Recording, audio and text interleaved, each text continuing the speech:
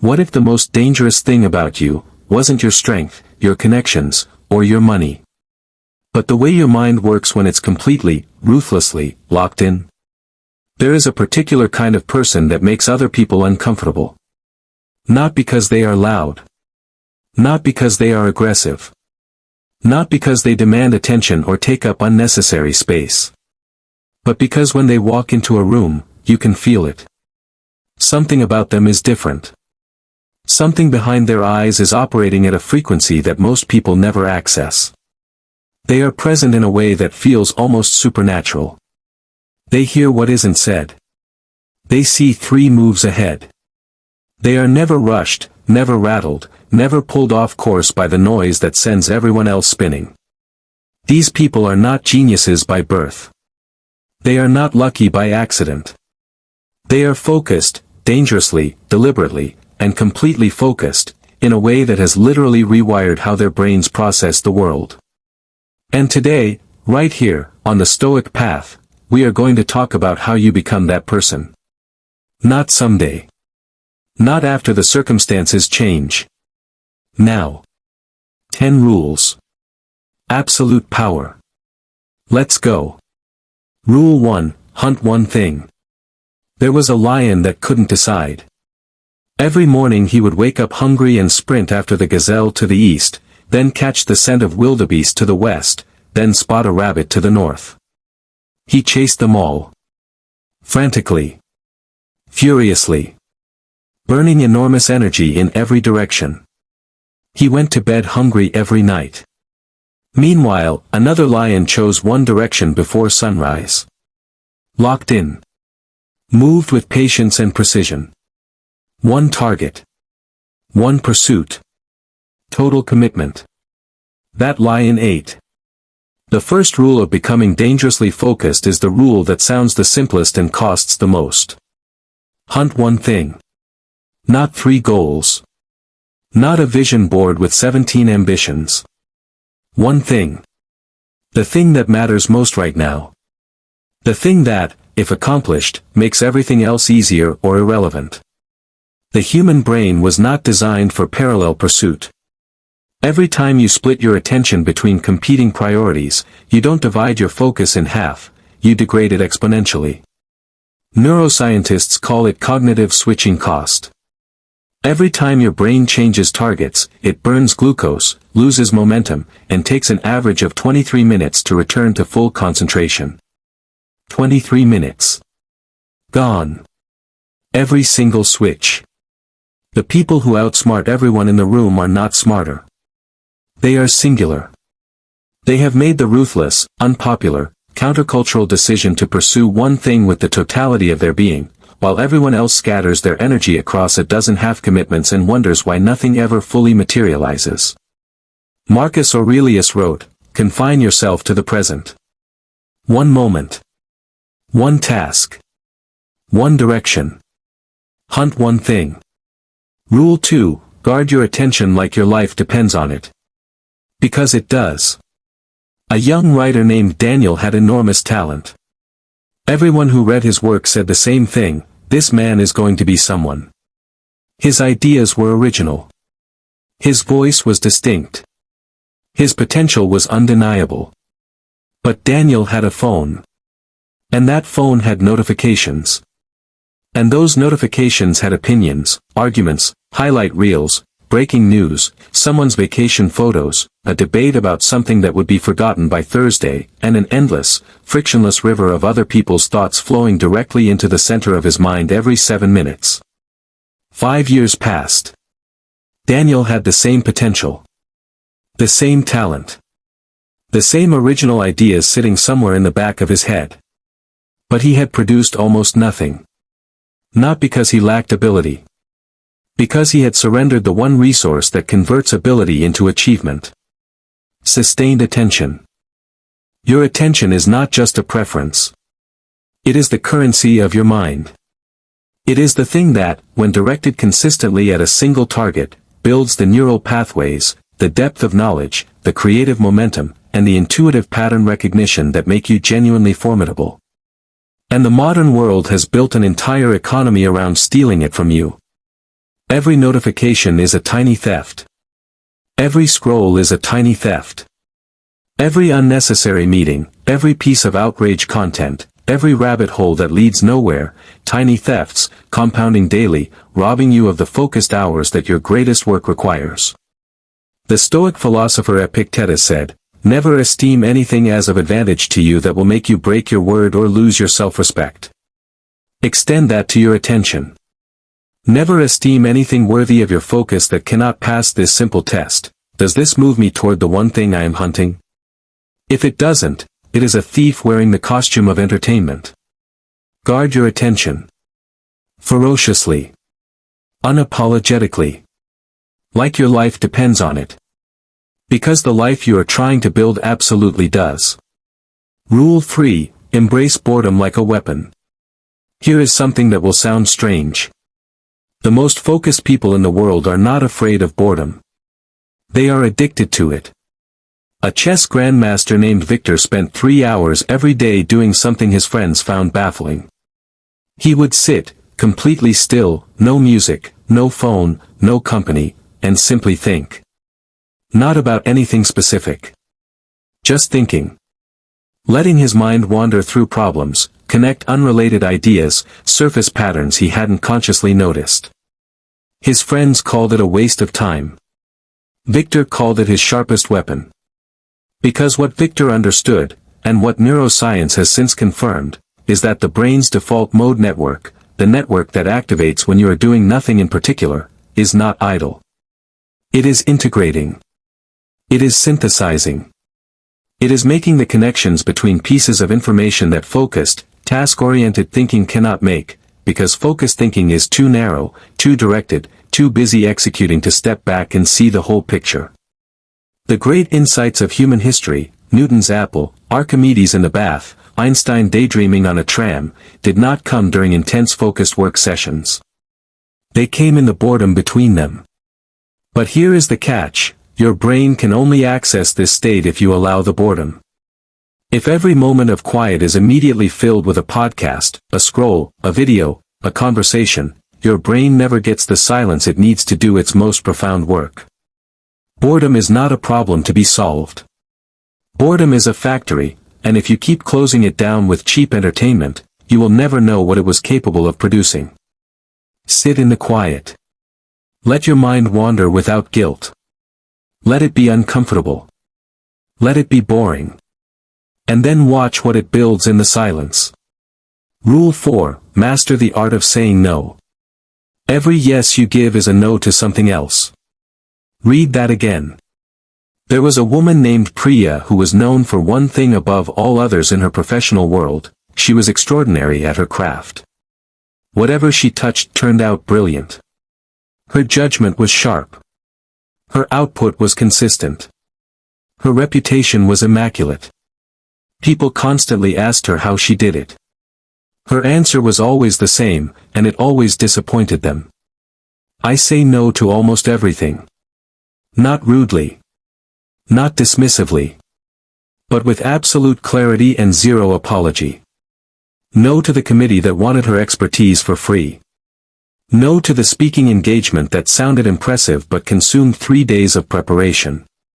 No to the social obligations that depleted her without restoring her. No to the collaborations that were other people's visions dressed up as opportunities for her. Every no she gave was a yes to the work. To the craft. To the focused hours that were producing the output that had made her extraordinary in the first place. The people who outsmart rooms full of people are not smarter than everyone else in those rooms. They are less distracted. They have built their lives around the disciplined elimination of everything that does not serve their singular pursuit, and they have made peace with being misunderstood for it. Seneca wrote, "It is not that we have a short time to live, but that we waste a great deal of it." Every yes to the wrong thing is a waste of the time that your most important work is waiting for. Say no. Clearly. Kindly. Completely. And let the focused hours that follow speak louder than any explanation you could have offered. Rule 5, feed your mind, starve your distractions. 2 wolves live inside every focused person. One wolf is sharp, disciplined, hungry for depth, fed by books, by silence, by meaningful conversation, by the sustained effort of learning something difficult and mastering it completely. The other wolf is restless, scattered, hungry for novelty, fed by endless content, shallow entertainment, the cheap dopamine of likes and reactions and the next thing and the next thing and the next thing. Both wolves are alive in you right now. The one that wins is the one you feed. A man named Jerome made a decision at 32 that his colleagues thought was eccentric. He deleted every social media application from his phone and replaced the time he had spent on them, roughly 2 hours a day, with reading. Not news. Not self-help listicles. Deep, difficult, challenging books on history, philosophy, psychology, strategy. 1 year later, Jerome's colleagues couldn't quite explain what had changed about him. He seemed to think differently. He connected ideas that others missed. He anticipated problems before they emerged. He spoke with a weight and a precision that made people lean in. Nothing about Jerome's intelligence had changed. What had changed was the quality of what he was putting into his mind. Your brain is not just a thinking machine. It is a pattern recognition machine. And the patterns it can recognize are limited by the patterns it has been exposed to. Feed it shallow, fragmented, reactive content, and it will think in shallow, fragmented, reactive ways. Feed it depth, complexity, history, philosophy, strategy, and it will begin to find connections and insights that feel, to people around you, almost like a kind of intelligence they cannot quite name. It is not magic. It is input. Feed the right wolf. Every single day. Without exception. 5 rules in. And I want you to feel something right now. Not just inspired. Activated. Because what we are talking about is not motivational decoration for your vision board. This is the actual, functional, neurologically grounded architecture of how the most formidable minds in human history have operated. They hunted one thing. They guarded their attention with ferocity. They embraced boredom as a creative weapon. They mastered the art of saying no. They fed their minds and starved their distractions. You made and NBSP, it here. And I want you to understand something about that simple fact. Most people won't. Most people will get halfway through something valuable, a book, a course, a conversation that could genuinely change the trajectory of their lives, and drift away before the finish line. Not because they stopped caring. But because sustained attention is a muscle. And most people's attention muscle is undertrained, overstretched, and exhausted by the demands of a world designed to fragment it. But you're here. That already tells me something about you. Now let's finish what we started. 5 more rules. The ones that go deeper. The ones that don't just make you focused, they make you formidable. Rule 6, think in systems, not moments. There was a man named Arthur who wanted to get fit. Every Monday morning, Arthur woke up with fierce determination. He was going to change. This was the week. He would go to the gym every day, eat perfectly, sleep 8 hours, drink 2 liters of water, and emerge on the other side a transformed man. By Wednesday, life had happened. Work ran long. He was tired. He missed one day. And because he missed one day, the motivation collapsed, because Arthur had built his entire effort on feeling rather than system. He repeated this cycle for 3 years. Meanwhile, his colleague Nadia went to the gym every Tuesday and Thursday. No exceptions. Not when she was tired. Not when work was hard. Not when she didn't feel like it. Tuesday and Thursday. That was the system. The feeling was irrelevant. 2 years later, Nadia was unrecognizable. Not because she had more willpower than Arthur. But because she had stopped relying on willpower entirely. She had built a system. Here is the truth about dangerously focused people that nobody puts on a motivational poster. They do not trust their motivation. They trust their systems. Motivation is weather. It changes daily, sometimes hourly, based on sleep quality and blood sugar and whether someone was rude to you in traffic. If your focused work depends on motivation, you will work inconsistently, which means you will produce inconsistently, which means you will never build the compounding momentum that turns ordinary effort into extraordinary results. Systems are infrastructure. They run regardless of weather. Build the system. Decide when, where, and for how long the focused work happens. Make it non-negotiable. Make it boring and predictable and completely independent of how you feel on any given morning. And then show up to it, especially on the days you don't want to. That is where the real rewiring happens. Rule 7. Protect your energy like a general protects his army. A general who sends his soldiers into battle without rest, without food, without recovery, does not have an army for long. He has a mob. Exhausted, demoralized, incapable of the precision and strategic thinking that victory requires. Your energy is your army. And most people are running their army into the ground. Let me tell you about a woman named Sophia. Sophia was talented, driven, and deeply committed to her work. She prided herself on her capacity. She worked late. She woke early. She took calls on weekends. She said yes when she was depleted because she didn't want to appear weak or uncommitted. For 2 years, Sophia produced good work. Then she hit a wall so complete and so total that she couldn't produce anything at all for 3 months. What she thought was commitment was actually consumption. She had been consuming her own energy reserves without ever replenishing them, and the bill, when it finally came due, was enormous. The Stoics were not ascetics who believed the body was an obstacle. They were disciplined realists who understood that the mind and body are not separate systems.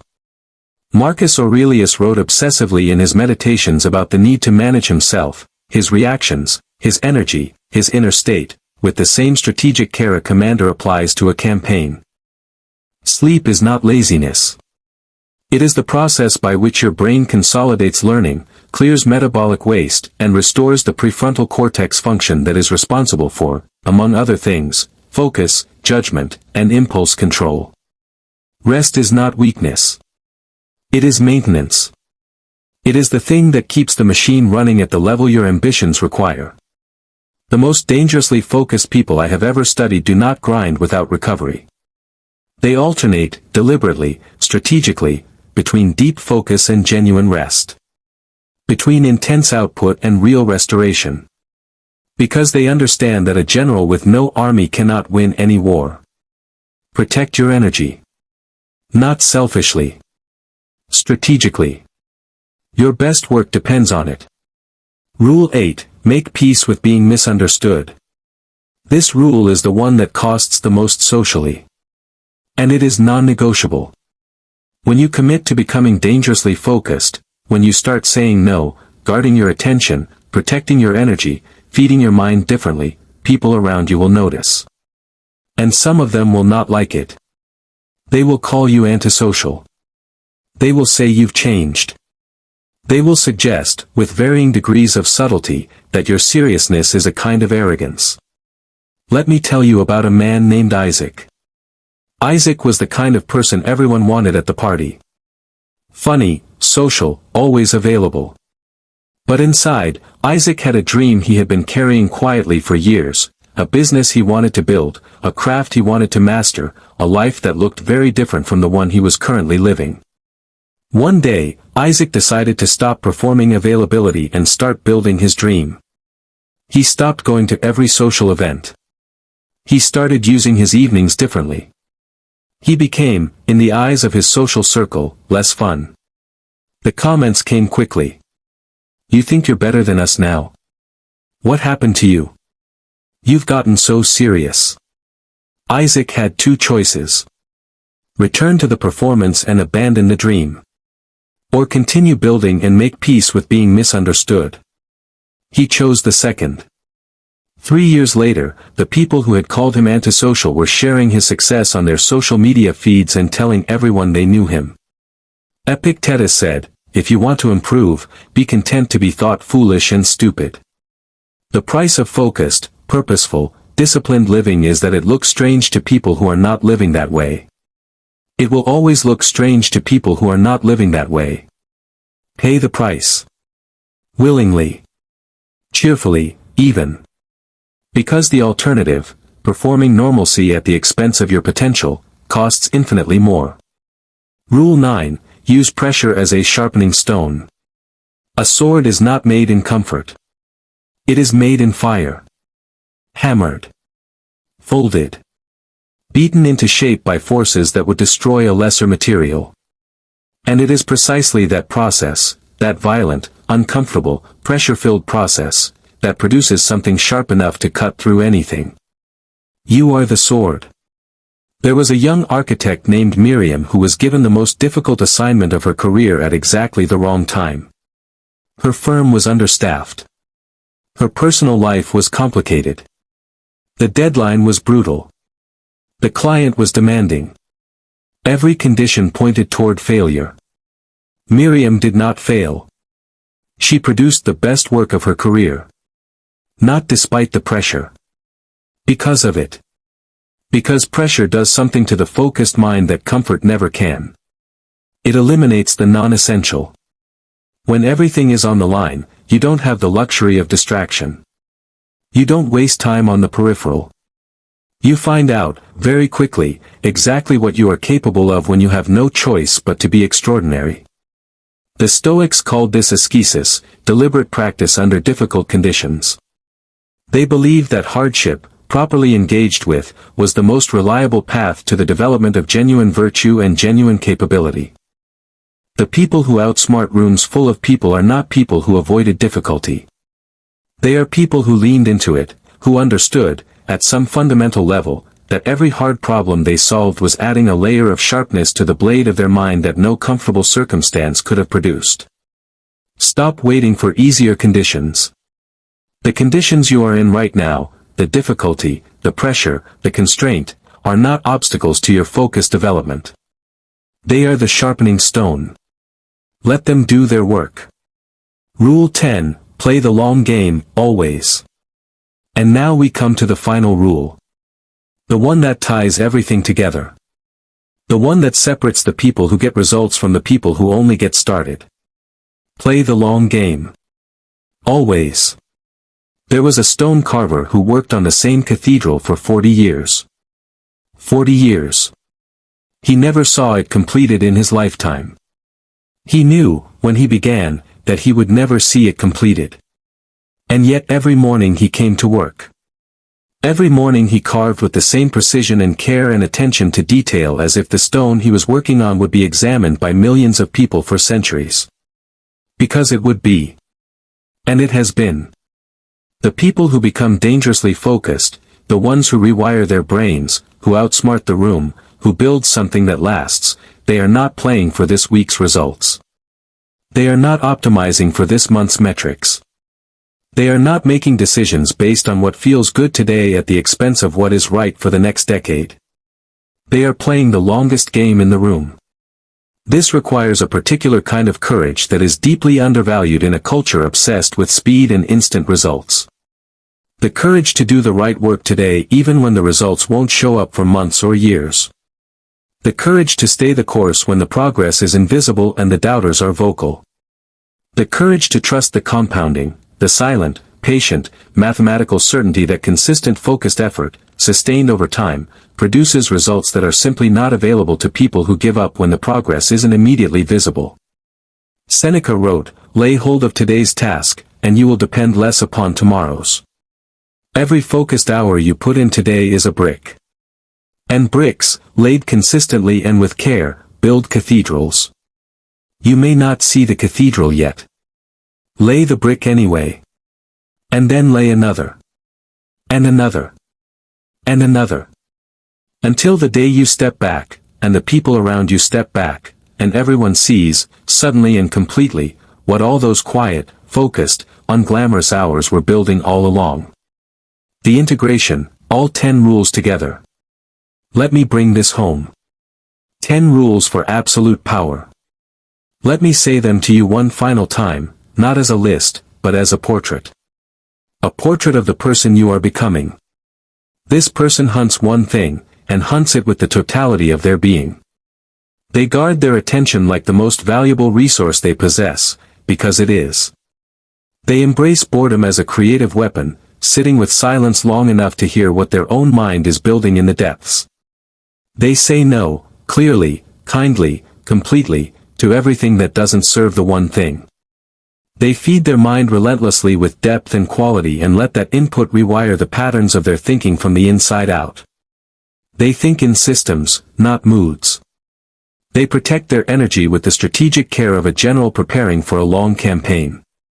They make peace, genuine, settled, unashamed peace, with being misunderstood by people who are not doing what they are doing. They use every form of pressure as a sharpening stone, understanding that difficulty is not an obstacle but an instrument. And they play the longest game in every room they enter, with the patience of a stone carver who knows that what they are building will outlast the doubts of everyone watching. That is the portrait. And here is what I want you to understand about that portrait. It is not a portrait of someone extraordinary by accident. It is a portrait of someone who made a series of ordinary, daily, unglamorous decisions, consistently, over time, until those decisions became identity. Until focus became not something they did, but something they were. That is available to you. Not someday. Now. Subscribe to the Stoic Path. We have covered serious ground today. And if you made it here, to the very end of and NBSP, this part, then something in you already knows that this is the kind of content that doesn't just entertain you. It challenges you. It asks something of you. It asks you to look at how you are living, at where your attention is going, at what you are feeding your mind, at whether the systems of your daily life are actually building toward the person you intend to become, and to answer honestly. That kind of content is rare. And that is exactly what the Stoic Path is built for. Every single episode we produce is designed to go where most content is too comfortable to go. To have the conversations that most channels avoid. To give you not just inspiration, but the kind of deep, honest, philosophically grounded perspective that actually changes the way you think and the way you live.